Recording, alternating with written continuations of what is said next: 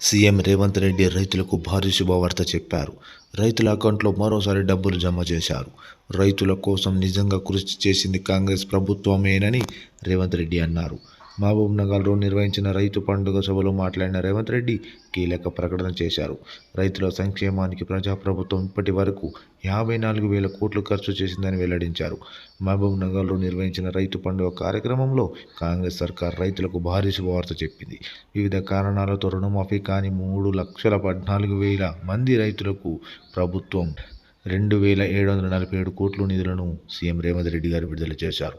Aadhaar, ration కార్డులు, bank ఖాతాల సమస్యలు పరిష్కరించి రుణమాఫీ పూర్తి చేస్తున్నామని డిప్యూటీ సీఎం భట్టి విక్రమార్క తెలిపారు. నవంబర్ 29కి ఎంతో ప్రత్యేకత ఉంది అని సీఎం రేవంత్ రెడ్డి అన్నారు. ఏడాది క్రితం ప్రజలు నిరంకుశ ప్రభుత్వాన్ని గద్దె దించి ప్రజా ప్రభుత్వాన్ని తెచ్చారు. పాలమూరు జిల్లాలో కృష్ణమ్మ నది పారుతున్నా ఇక్కడి ప్రజల కష్టాలు మాత్రం తీరలేదు. ఉపాధి కోసం ఎన్నో కుటుంబాలు ముంబై, హైదరాబాద్లకు వలస వెళ్లాయి.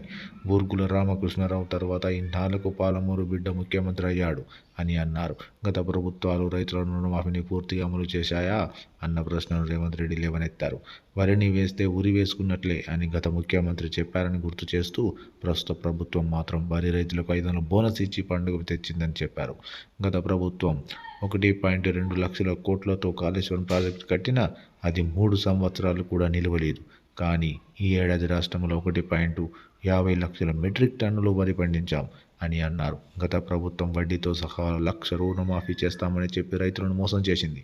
కానీ మా ప్రభుత్వం ఏడాదిలోనే 25 లక్షల రైతు కుటుంబాలకు 21,000 కోట్ల రుణమాఫీ చేసింది.